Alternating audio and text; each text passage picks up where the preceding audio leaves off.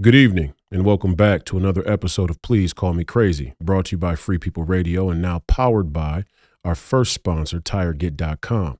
That's TireGet.com. You all have to buy tires. You might as well buy them from us. Help support the movement. Help fund the movement. Freedom of movement. The freedom of movement that the globalist agenda means to take from you. I am your host, Royce White, and I am here at Free People Radio in the belly of the beast, Minneapolis, Minnesota. Today we have another incredible family and friends episode. Our guest is none other than the great Steve Bannon. We are having Steve Bannon back, and soon, might I add, from a couple of episodes back where he talked to us about a number of issues. But today, we're focusing on the financial and banking crisis that has hit the headlines around the world. A man must know his limitations. This is something one of my mentors stresses to me, and I think is very wise. And I do my best to stay on top of these economic issues, the financial and economic tyranny in this country, but all around the world for American citizens and free people everywhere. But there's nobody better than the great Steve Bannon, somebody who has spent time in corporate America and on Wall Street to help us better understand the financial crisis that's taking place right now and what it means for American citizens and free people all around the world. Without further ado, I bring to you the great Steve Bannon. Okay, we're back with the great Steve Bannon, and we thank you for joining us again so soon, by the way. But obviously, we have huge news, and some of the things we started to touch on last time when we mentioned the Federal Reserve and the economic tyranny that has taken place in this country for a long time. But I want to try and cover the waterfront here because a man has to know his limitations. I try and read as much as I can, and the Lords of Easy Money is obviously a great reference point and starting point for people who are just getting initiated into this financial Ponzi scheme. And we talked about the 2008 financial crisis, the housing market crisis, and the collapse there. We got to cover the waterfront here. I got to go to the school of Steve Bannon on what's actually taking place. I have a general sense.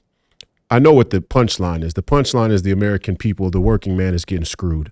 Right? They're going to print a bunch of money to bail out a bunch of banks that are in crisis. But there's a hidden story in here, too, about central bank digital currency and how this may bring that about or hasten that whole deal. But walk me through the waterfront here. We had SVB go down. We had SVB go down, and then we had this First Republic. They crash, and there's a bank run there. Don't forget Signature, another woke bank of the elites in New York City. It's got Signature. They got Signature gets smoked, and then just in the last 72 hours, 48 hours, you had the central bank, the Federal Reserves of America, Canada, Japan, the ECB, the Bank of London, all come together in a collaboration to do this liquidity swap deal. So walk me through the waterfront here. What are we looking at? And Credit Suisse. Don't forget Credit Suisse. Credit Suisse and UBS are merging. Okay. Here's your instincts were quite right when Mr. George Floyd was murdered killed in Minneapolis. You didn't take your protest to the square of where it happened or the street where it happened. You went to the Federal Reserve, and that's X amount of years. What that was in 2000. That was in 2020. I think in June of 2020. We're now 2.5, almost 3 years from that time, and it's only gotten worse. I mean, what you're seeing, what is essentially happening, is you're having the collapse of the neoliberal neocon system, and the reason you're having this is that the elites, after the last crash in 2008. Where they only enriched themselves. And they did this. Look, the crash was brought about by the Bush junta with Democrats and the Wall Street oligarchs. The solution was Obama, who, in one level, in all the phony stuff down front, right, the shiny toys that they fight about on MS, the pro wrestling, the WWE that is our American politics on MSNBC and Fox News, he basically deferred to his financial advisors, Geithner and these guys at the time to, and there's a great book to read about that called Confidence Man, which was written by a liberal Democrat that says that Obama was a brilliant guy, but he was a constitutional lawyer. He had never spent a second thinking about any of the stuff on finance, and they basically convinced him with the Federal Reserve to force liquidity into the system, to save the system. The system has to save itself.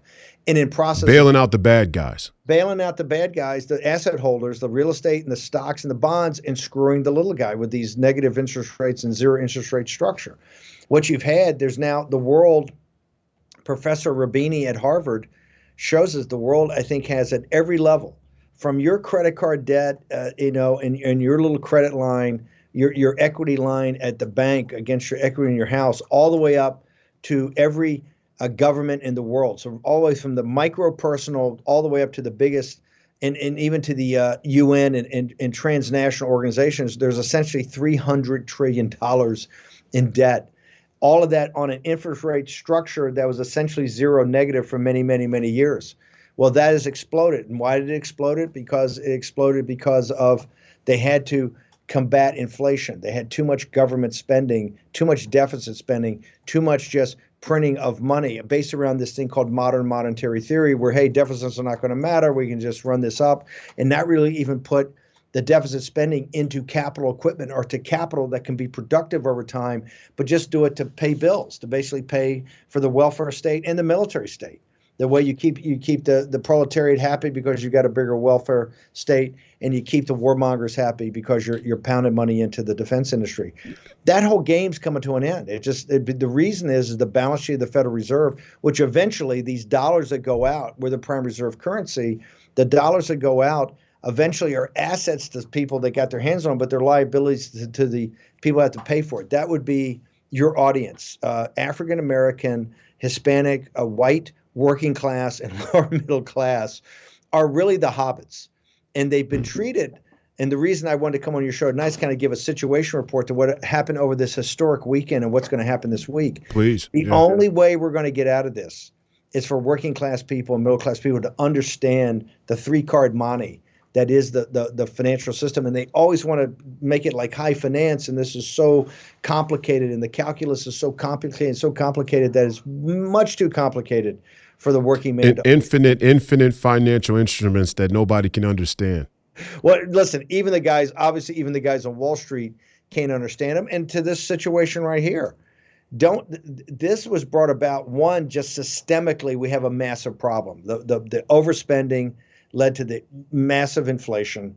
The massive inflation destroyed these government securities that were all issued in low interest rates time, and that then blew a hole into the banks.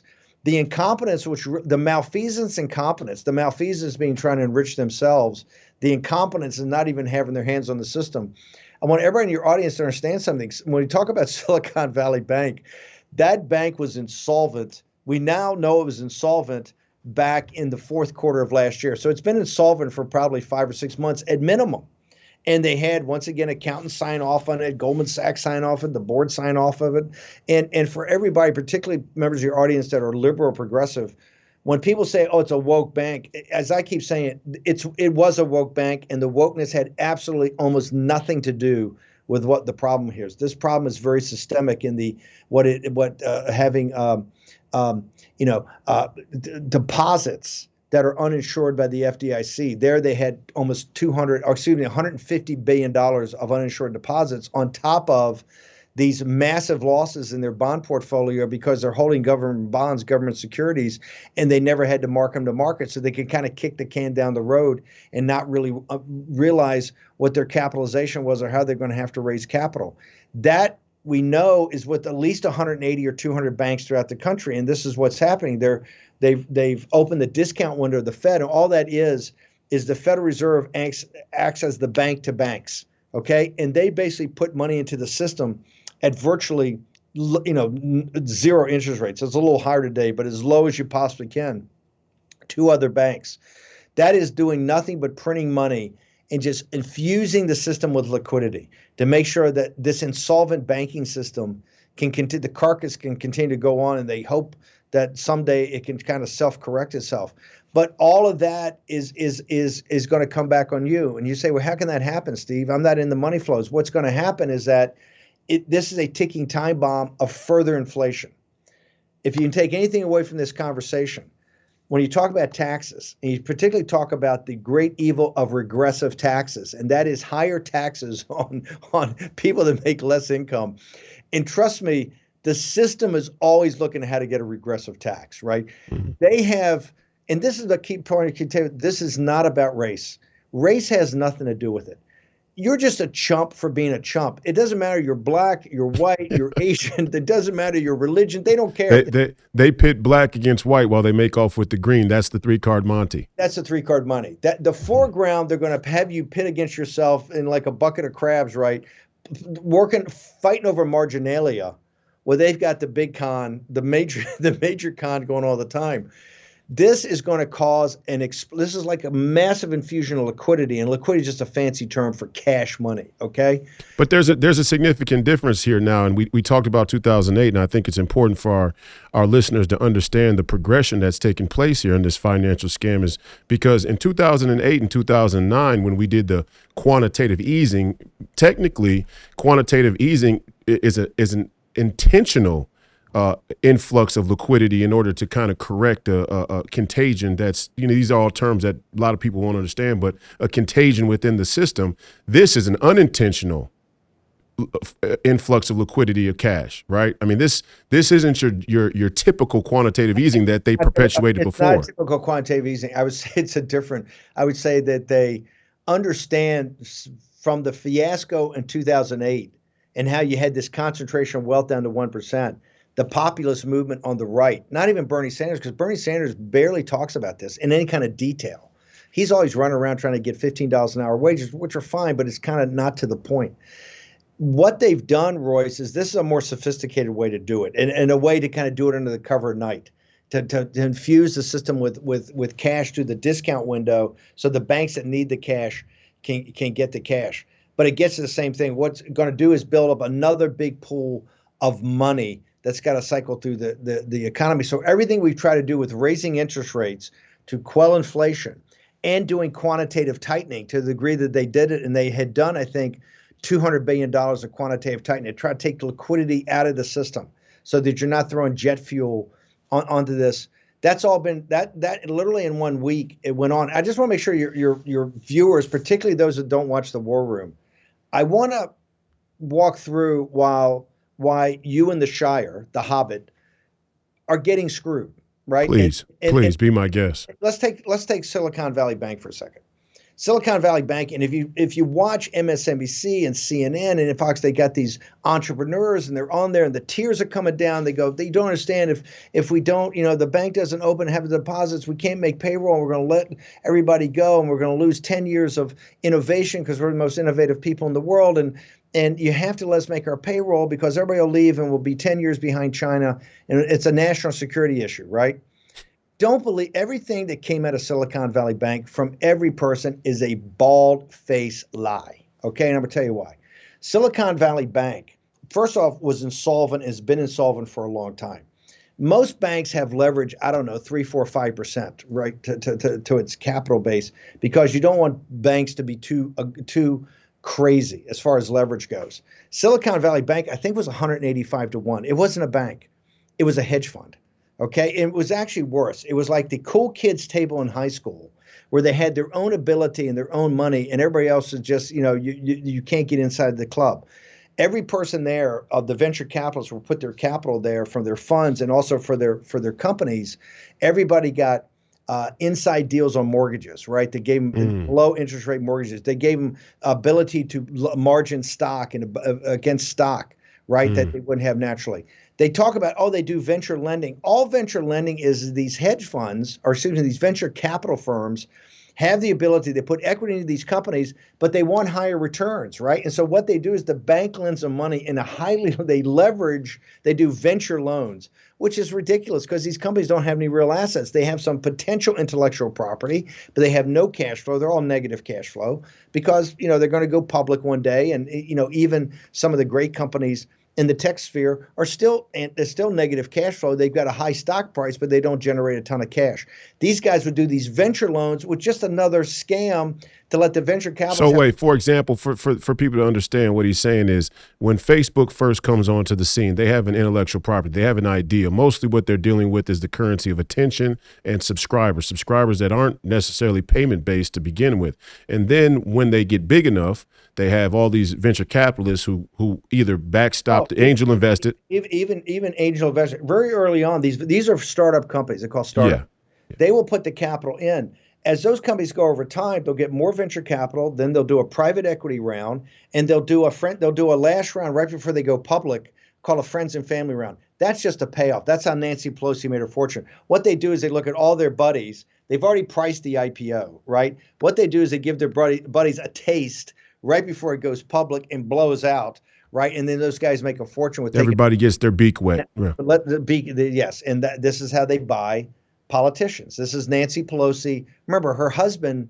The family. So you're saying the family and friends round generally from big tech. Is this just a big tech thing, or is this angel round early on? But the friends and family round at the end is just a payoff. Is a payoff to people who. Yes. Okay. They give themselves another dip too, but it's a payoff. Now go back in time when the companies first founded at Silicon Valley Bank. They would lend, they called venture lending, when the company was very small and years away from profitability, or sometimes years away from even revenue. They would lend to these guys, and they would lend against the company. There wouldn't be personal guarantees on these loans. And here's the scam, is that those loans were really just a venture capitalists not wanting to put in more capital, right? Because they can get higher returns if they put in less capital. Also, the management team didn't want dilution. So naturally, Silicon Valley Bank, because we're there and we have our deposit, we raise capital, we put it there. The venture capital funds puts their funds there. They do these loans, and these loans would never be done by anybody in the world. The reason is they're not really loans. They're really additional equity that's not counted like equity, right? And the bank really takes the risk. What happened in this situation as the thing started to come unglued, Goldman Sachs, was their financial advisor, traded the loan and basically sold the loan package in trades and made $300 million. Okay. The bonds collapsed in this company, and a guy named David Tepper, the bonds had a face value, I think, of the bonds issued by Silicon Valley Bank to fund themselves had a face value of about $4 billion. They traded down 30 cents on the dollar, right? Because they were done at interest rates, and people thought the bank was going to fail or ever get paid off. A distressed debt guy. These guys are barbarians, right? Very smart, very tough. He came in and bought it, I think, at 30 cents on the dollar. He'll make $1 billion. So you had Goldman make a $300 million. The Tepper is going to make $1 billion. You had the venture capitalists sucked $42 million of their deposits out in one day. What bank in the world could transfer money of $42 billion unless they're doing it in massive hunks to insiders, right? They sucked out $42 billion. That drove the crisis. $42 billion. $42 billion of deposits left in less than one day. Less than one day. Can the government do anything in 24 hours? The government, literally from that Thursday afternoon until Friday after, the government seized this bank. The California regulators seized the bank at 1 o'clock Pacific time the next day. When they want to move to protect themselves and their buddies, they can move plenty fast. Okay, now here's the beauty of it, baby. Every person in this audience paid for that. Every person in this audience. You got no warrants. You got no options. First off, all those companies, and they could have all been saved. This whole scramble that, we have to make payroll. And if you don't save this bank and just do it and to protect the depositors, they're not going to be on payroll. Every one of those venture capital firms, every company associated with Silicon Valley Bank had a sponsor in the venture capital community giving them money. They could have very easily extended credit lines to these people because these companies are not huge. They don't have huge payrolls, and they have virtually no operations. A bunch of geeks sitting around the table coding. Remember, the whole thing is, you got to code, baby. You got to code. They could have extended them credit lines, credit facilities, and they could have paid for months and months and months, if not years, until the thing got sorted. No, wait. Are you saying? Slow down. Are you saying that you think this is intentional? Because we're gonna move to that part of the 100%. And when I say intentional, they knew this bank was insolvent.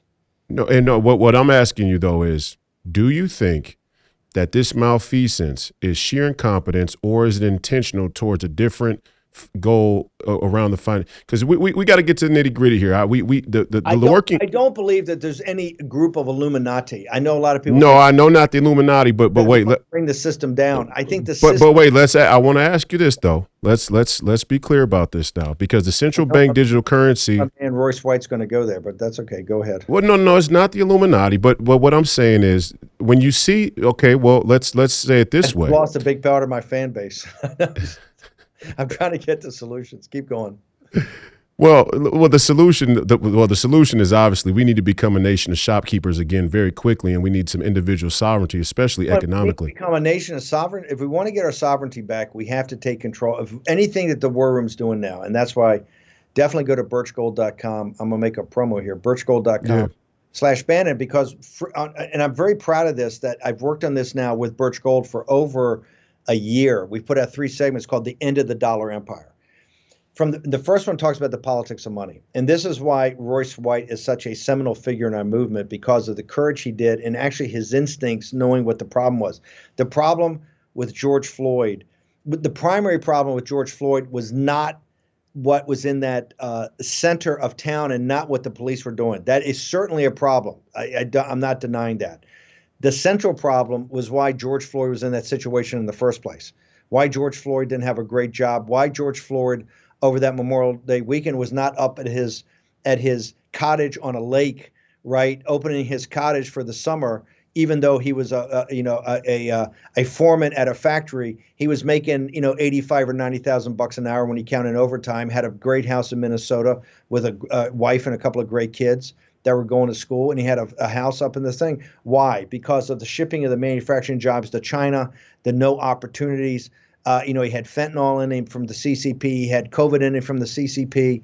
He was completely ravaged by the CCP and by the masters of our money. The new bondage is the financial system of the United States, and it doesn't care about your race, your color, your creed, your gender. It just cares that you're a hobbit. If you're a hobbit, yeah. you're going to pay. If you're going to work your ass off and pay your taxes and keep your head down and just let them crush you. Oh, by the way, and raise your sons and daughters to be patriots like every generation of your family has been, so they can go on foreign battlefields. Now that we're here at the 20th anniversary of the illegitimate invasion of Iraq on lies and misrepresentations by the Bush junta, you know that's what they want you to do. They just want you to be a hobbit until from the founding of our nation all the way through to the founding of the Federal Reserve, including much of the discussion around slavery of looking at human beings as just capital assets, right? Inventory and not capital, and not being able to figure out a monetary deal of how you take care of that, because they want free labor, right, or what they perceive to be free labor. I make my theory of the case is this. I said it yesterday or last night on my podcast. I said that the motif of slavery, the prevailing thought of slavery coming out of the colonial empire, the British Empire, the Crown, the European monarchy, the prevailing idea about slavery was physical bondage and low-cost labor. And after World War II, the narrative took a drastic turn, which came from our intellectual traditions from the European monarchy still. You had all these different schools in Vienna and Frankfurt and all these different places, not just in France and all these places. And now the narrative becomes, you know what? We don't need this. We don't need to put you in chains. Why would we need to put you in chains? That's so messy. It's so out in the open. All we're going to get you to do is voluntarily opt into a fiat currency that's headed up by the Federal Reserve as a link to a broader global chain of Federal Reserves, and you're a wage slave. We've gone from bondage slavery to wage slavery. And I think it's very hard for people to understand that. And go ahead. So wage slavery and debt slavery.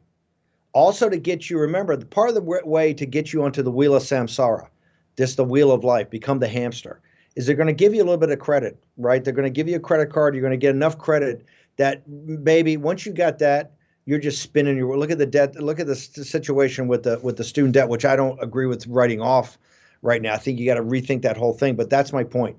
They're going to get you on there, and baby, once you're on there, you're both a wage slave because you got to pay off the debt, and now you're just spinning, and you're never going to get off that wheel. And you're exactly right. That's the new bondage. From Hamilton and Jefferson and these great fights they had, all the way through Jackson and Lincoln and Clay, the American system, all the way up to William Jennings Bryan, the populace, and that's when they got nervous. The populist movement was starting to get such traction, they had to shut it down. The entire 19th century could be really looked at as our politics was about money, was about currency. And that all stopped with the founding of the Federal Reserve. It's one of the reasons the geniuses that set the Federal Reserve up for themselves understand, hey, we got to tamp this thing down. People are spending too much time talking about money. The Creature from Jekyll Island, another book you need to read. Those guys were brave. They set up the perfect system for themselves. Absolutely. And by the way, a collateral, a corollary. Hey, if it works out for everybody else, that's fine too. If it works out for the hobbits, we don't have a problem with that. But that's certainly not a priority, right? That's a variable. Well, but the narrative, it's funny because the same narrative they used then is the same narrative they're going to use now when they go to the central bank digital currency. Is back then they said, oh, wait a second, these banks unregulated are a problem. If we don't have a central, so there's always this entry point, this Trojan horse of convivial and fair and just regulation that then becomes tyrannical battle axe. From their perspective, it's all about control. They understand they have to control the currency to control you. That's why the fight today has got to be, and look, Mike Lee, who's no firebrand, when Mike Lee puts out a tweet last night after he's seen all this crap over the weekend, and Mike Lee puts out a senator from Utah. The Mormons are not known as hair on fire crazies, right? They're not alarmists. Yeah. Not alarmists. This guy's a constitutionalist, one of the smartest guys in the U.S. Senate. When he puts out in all caps last night at 9:00, end the Fed, people should pay attention to that. Guys like that are saying end the Fed. It's time. What happened over this weekend, and here's the point I want to leave everybody with, and one of the things is that the rules are for you. When they talk about a rules-based society, where they talk about rules-based order, we're fighting to keep the post-war liberal rules-based order. The rules are for you. The rules ain't for them. And here's a perfect example. They have thrown out all the rules over the last 10 days. On Silicon Valley Bank, they will literally just take the rules and throw them away and make new rules to do what they want to do to both enrich themselves and protect themselves. Over the weekend, you got to remember in the kind of the food chain of banking, the Swiss are known as the premier kind of private bankers in the world, right? Every third world dictator has been taking money to Switzerland. The Credit Suisse, I think, was formed around the Napoleonic Wars, so that could help.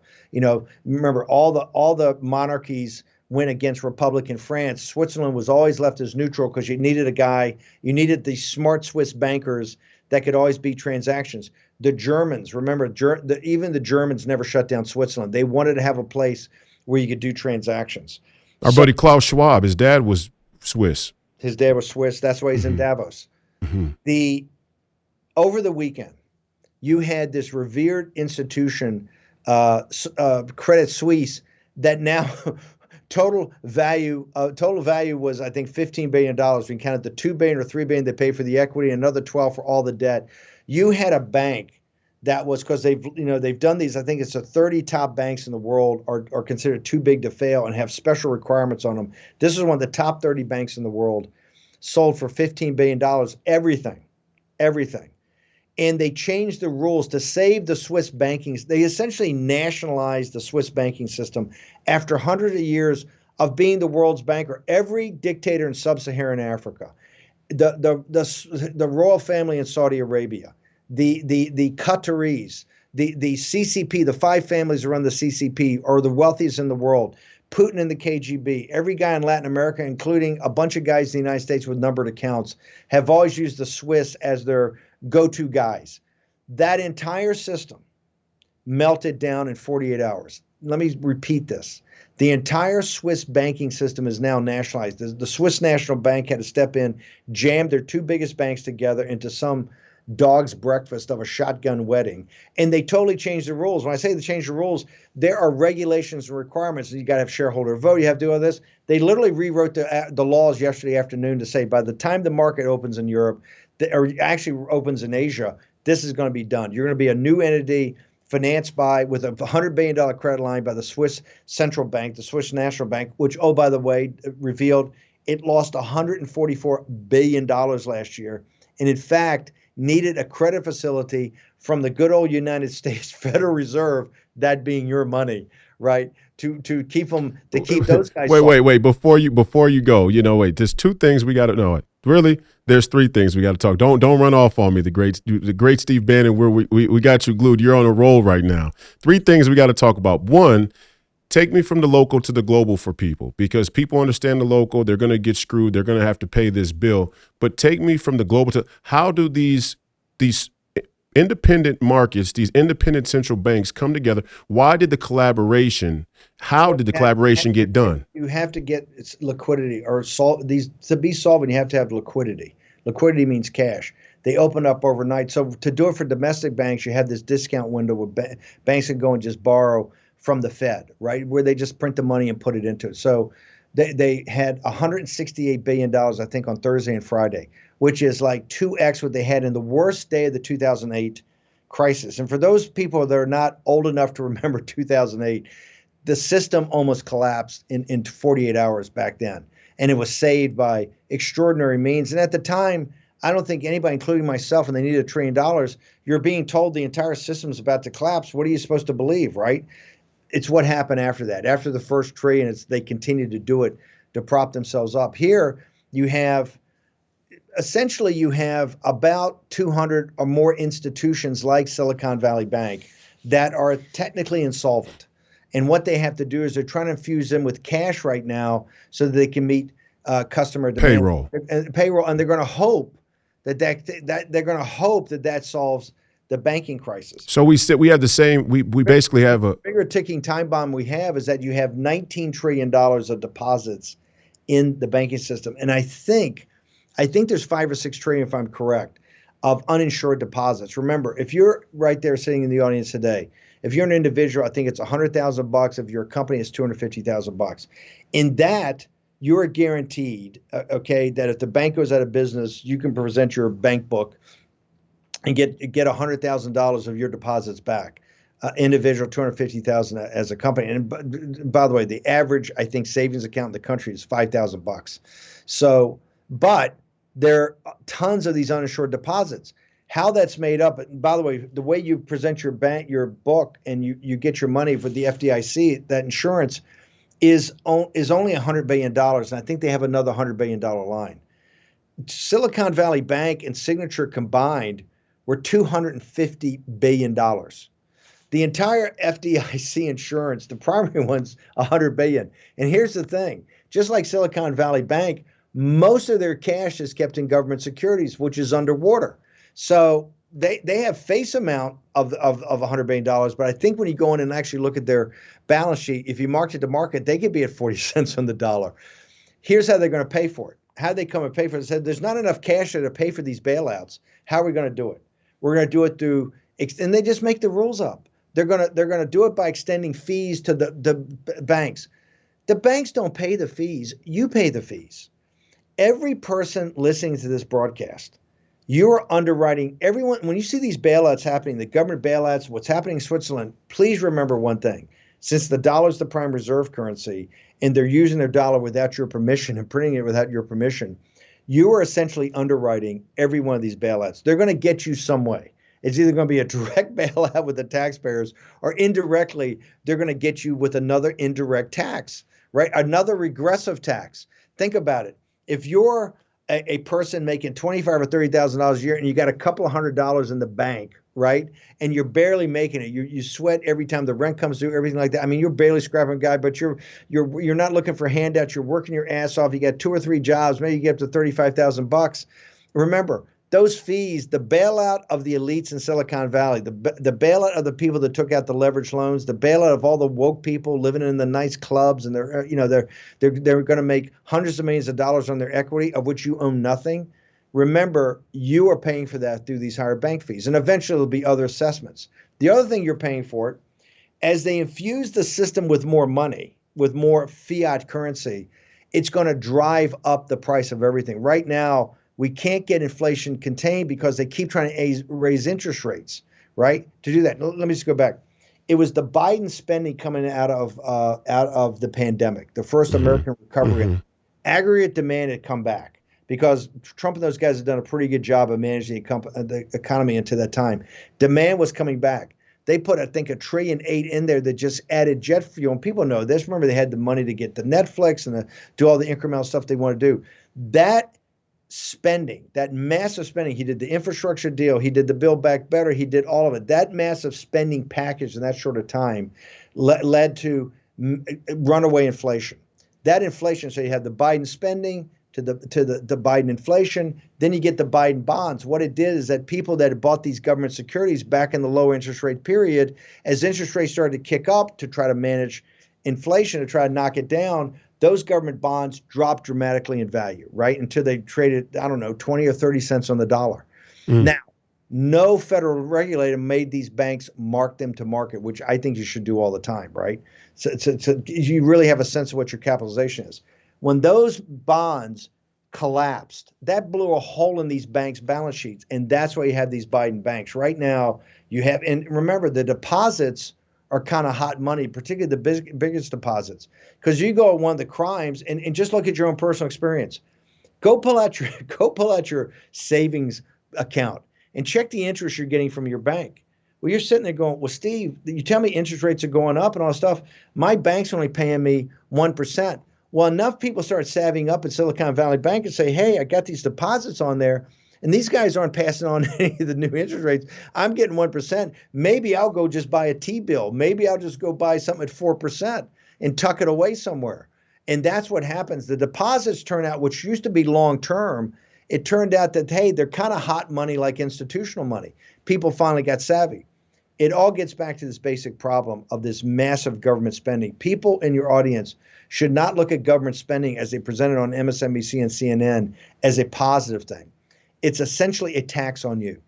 Because ask yourself, how much of that do you really get? When you look around and you see Biden put a budget up $6.8 trillion, how much is that really helping you, even incrementally, versus what you're paying for? Because you're paying through inflation, you're paying through taxes. I would actually argue, if you have to calculate up what an average working person does in paying out to some third party for either direct tax and indirect tax or some sort of fee or charge or whatever associated with somebody charging you for this money, I think 2/3 of your income is all sucked up in that somehow.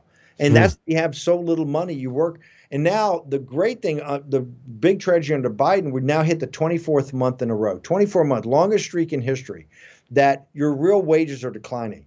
In other words, the inflation rate versus your salary has been in decline or been negative now for 24 straight months. That means the harder you work, the actually worse you are in this bizarro world we live in.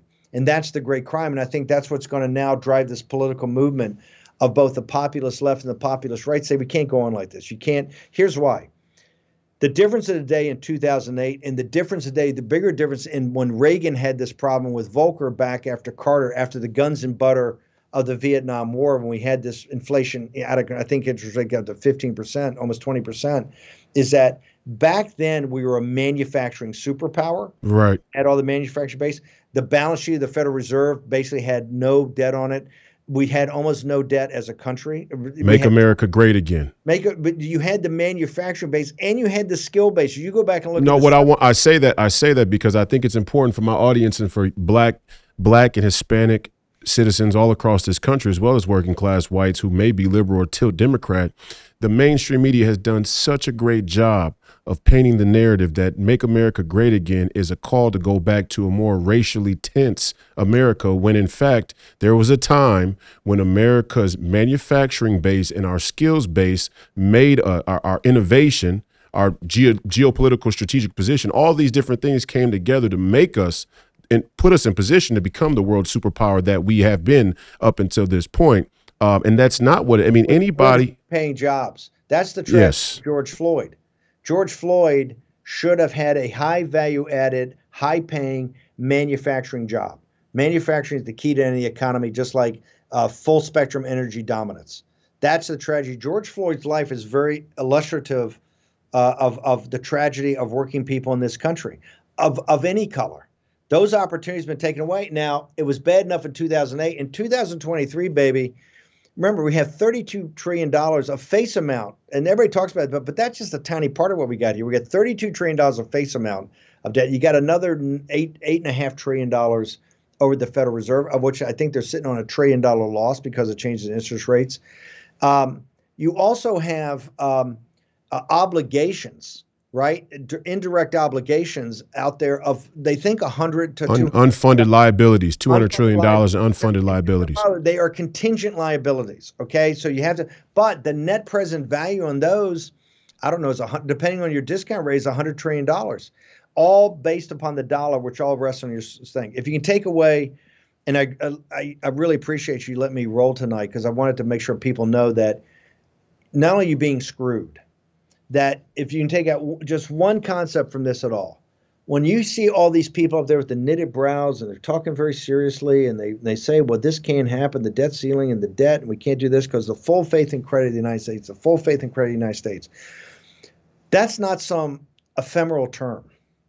You are the full faith and credit of the United States. The working class and middle class in this country, the folks, the little battalions, the little platoons, little platoon, as Burke called them, the people that make the system work. And I say make the system work. You get up every day and you go to work and you punch in the clock, right? And you pay your mortgage. You and the wife try to raise a couple of kids and try to do it in the best way possible. You serve your country. You coach Little League. You're there at the church. You're there at the food bank. That civic, that underpinnings of civic society. We're not an economy with a country. We're a country and a civic society with an economy. And that's what they're trying to take away from you right now. Because remember, when we talk all about this liquidity and it's going to be a flight to the United States, and people want to protect their money throughout the world and come to the United States because this geopolitical crisis is getting worse in the Ukraine, and now you got Xi, partying. Blessed is the peacemaker, for he can be called the child of the anti-God, right? Xi over there cutting deals, cut deals with the mullahs and cut deals with the House of Saud. Now he's going to cut. Wait, 1 second. You can't speed past that, and I would be remiss if I don't get the great Steve Bannon to weigh in on this final question for you before you go. And we appreciate your time. We know you're at the tip of the spear, the front of the line here, but I have to ask you, the petrodollar, and what this. Because I think people have to understand, and this is the question that many people rightfully ask, all of the policies over the span of time, going back to Nixon, but the WTO and some other things that were key points, all of these policies aimed to underwrite one belt, one road, to effectively, in time, displace the United States dollar as the economic hegemony of the world. And the petrodollar and what the Saudis did is definitely a herald of that to come. What do you make of the I'll phrase it this way. Yeah. Do you think that there is a concerted effort between our banking elites, the European monarchy banking elites, and other corporate oligarchs to concede that China is the path forward? And if the yuan becomes the economic hegemony of the world, that's just fine. We'll all become a tributary state and we'll live on in peace and prosperity. What role is this whole petrodollar thing playing? I think that if you look at it objectively, if you go back to Graham Allison and Kissinger's this theory, which your audience ought to become familiar with, because it's very important to understand nomenclature and concepts and constructs here. This concept of the Thucydides trap. Thucydides was the great Greek historian that wrote about the Peloponnesian War, which was really about Athens and Sparta, this great conflict in ancient Greece that changed the whole world as we know it. And their theory of the case is that, when you have a rising power and a declining power, that the declining power gets nervous and its elites get nervous.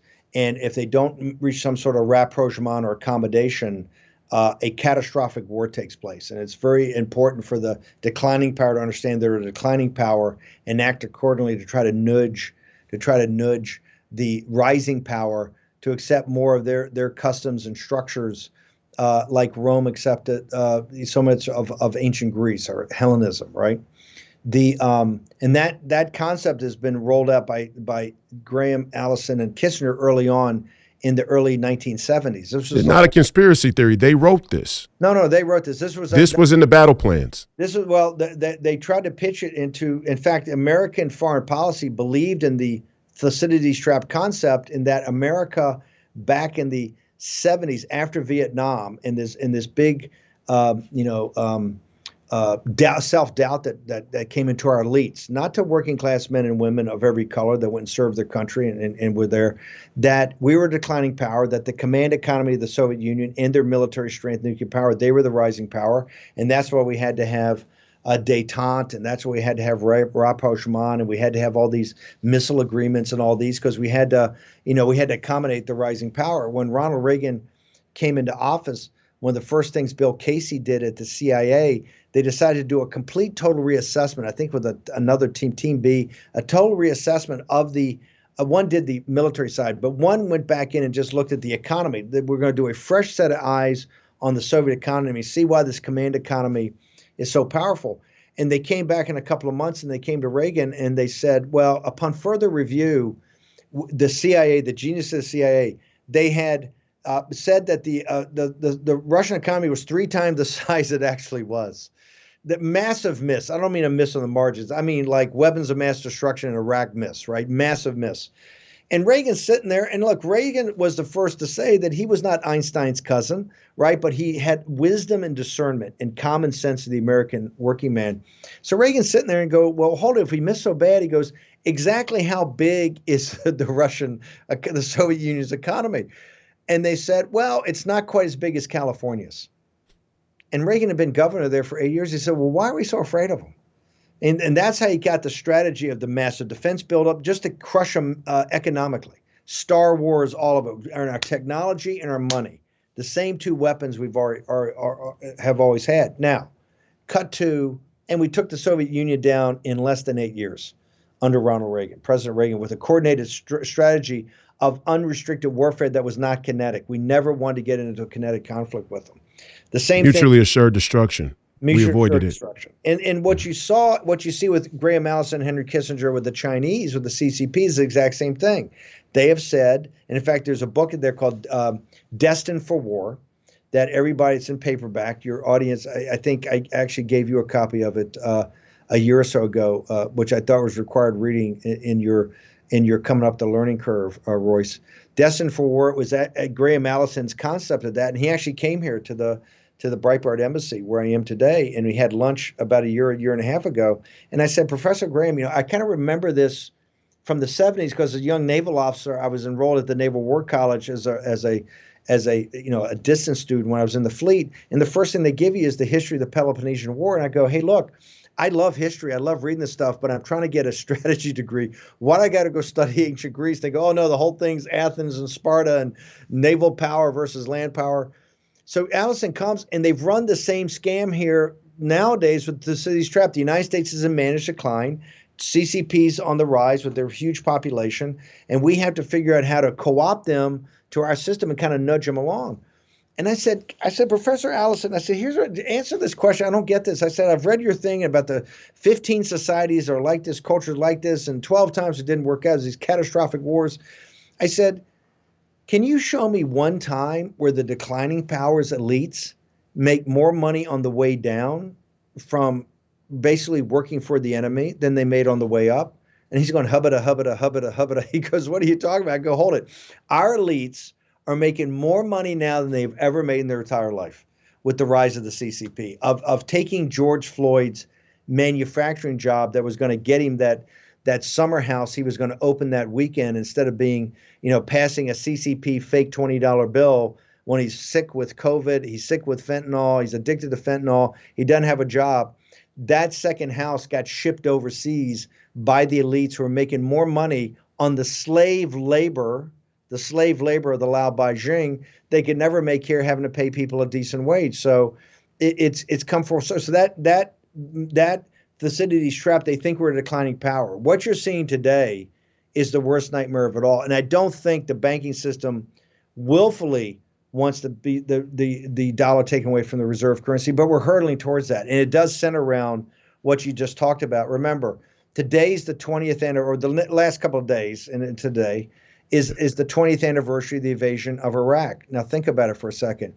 Iraq is now controlled by Iran. And what you have right now, you have the mullahs in Persia, right? The Ayatollahs that control so much of the world's oil, with the House of Saud, which has been our quote unquote allies, and by the way, helped us take down the Soviet Union. No doubt. Our allies forever, right? And we fought the Gulf War because of them. Essentially, we invaded Iraq because of them for their protection. They've been our allies for a long time. Been our allies in quotes for a long time. Yeah. Well, they ain't anymore because they cut a 40-year output deal with China. As we go to the Green New Deal and all this crazy madness that we're doing here for sustainability, right, which really can't run a modern industrial economy, we're less of a customer for them. They've cut 40-year deal with the Chinese Communist Party. The Persians have done it. We now know the Iraqis are about to do it. All three of them have said, I will take the currency risk of taking the yuan just to make sure that I can get a great price and a 40-year output deal, which you'll buy amazing amount of oil from me. Getting off of those petrodollars and not having the stuff convert, getting us off the reserve currency is going to be what happened to England between August 1914 and the end of World War II.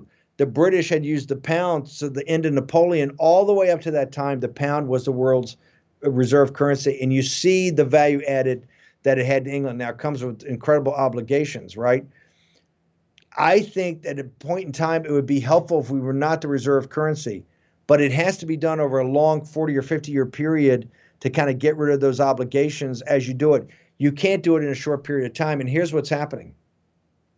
The reserve currency, which allows us to run these massive budget deficits and have this debt and to pay for it, even as tough as it is to pay for, as soon as we're not the reserve currency, when that goes away, when we're like England and the pound and they've gone to the yuan, it is game over. We become like Argentina. The inflation will explode. It'll be terrible. Because remember, you can go do a drug deal in Thailand, or you can give to a convent. In United States dollars. You can give to a convent in France, right? You can do everything on God's will and everything. The biggest export, the biggest business, the biggest export of America in the United States is the United States dollar. Exactly. And that's what you saw over the weekend. These swaps with these central banks is to push liquidity into these banks. So right now, you're paying for all of it. And the last thing, the full faith and credit of this nation. And remember, you have a voice in this, but you gotta immerse yourself in this. You've got to learn it because nobody's here to help. No government agency, no big company, no big bank is there to help you. Wait, Naval Captain Bannon. Wait a second. I can't let you off just one last time because we've already went down the Primrose path here. Battle plan, the mix between the geopolitical, the military, and the economic. If the Chinese have already laid out on paper, they've laid out one belt, one road. They plan to displace the dollar as the economic hegemony in the world. We have strategic national interest out there on the Eurasian landmass, whether it be in Israel and our brothers and sisters there in Israel and the Judeo-Christian values, whether it be the remnants of the crown there in the European monarchies and English Commonwealth-speaking countries, whether it be Japan that we defanged and now they sit out there on an island by themselves next to the paper tiger, and even India in some respects. India is a different beast. They probably can fend for themselves in some respects. But the Eurasian landmass is going. What do we defend and what do we pull back from going forward? I mean, I think if we don't take down the Chinese Communist Party, assist the Lao Beijing, remember, it's the most murderous dictatorship in the history of the earth. It's taken one of the great ancient civilizations, and the Chinese people have never had democracy. Think about that for a second. Even these relatively disorganized countries in South Asia, I mean, India, it takes them a month to vote, but it's $1.4 billion, baby, or $1.1 billion, and they get it all done.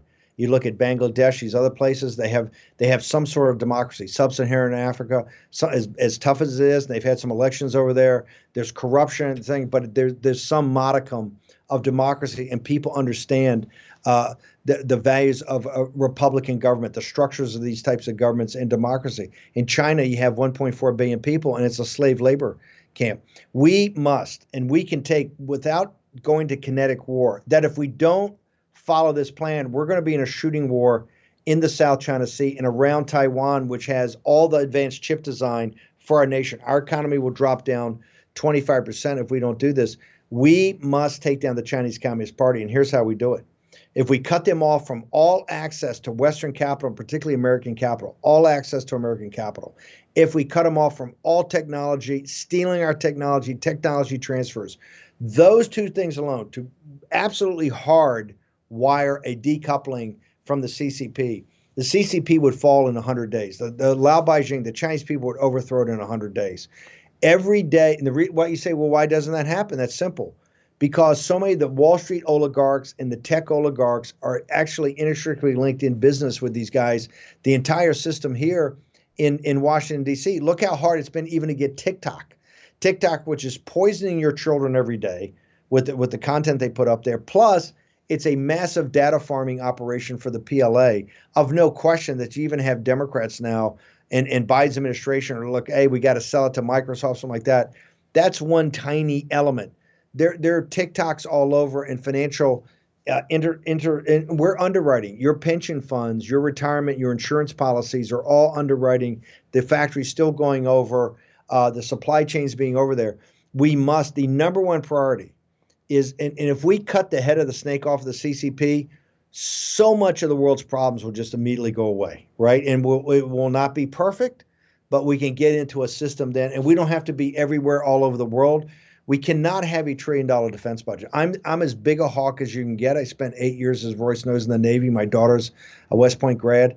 I think everybody should serve, but we must stop this defense spending. It's insanity, and it must be limited. The only way to do that is to cut the head of the snake off. The focus we should have is to take the head of the snake with the Chinese Communist Party. And Xi and Putin spent 5 hours on Monday, 5 hours in a one-on-one meeting. Tuesday's another 5 to 10 hours. Wednesday, 3-day meeting where they're basically laying out the battle plan, just like in 1939. I'll leave you with this. Molotov and Ribbentrop, the foreign minister for the Nazis, Molotov, Stalin's right-hand man, and his foreign minister sat in a room and hammered out a deal in 1939 that basically personified Germans' access to Russian oil and resources, right, to fuel their war machine with energy, and also had all kind of trade-offs that the Russian military was going to get. That was signed in secret in August 15th, I think, in 1939. 2.5 weeks later, they invaded Poland between them and carved the thing up, and that started the kinetic part of World War II. Pearl Harbor happened a couple of years afterwards, and the United States was drawn in. So we're heading down the path. The storm's not gathering anymore. It's not on the horizon. We're in the storm right now. We're in the very beginning stages of the Third World War. And the neoliberal, neocon order is collapsing around us. We have to make changes here in the United States. We have to be the driver of action here to take back control of our currency. And in taking back control of our currency, take control of our government, our culture, and our society. If we don't do it, it's going to be game over. America will exist, but it will be quite different in the next 10 or 20 years than the America that was bequeathed to this generation.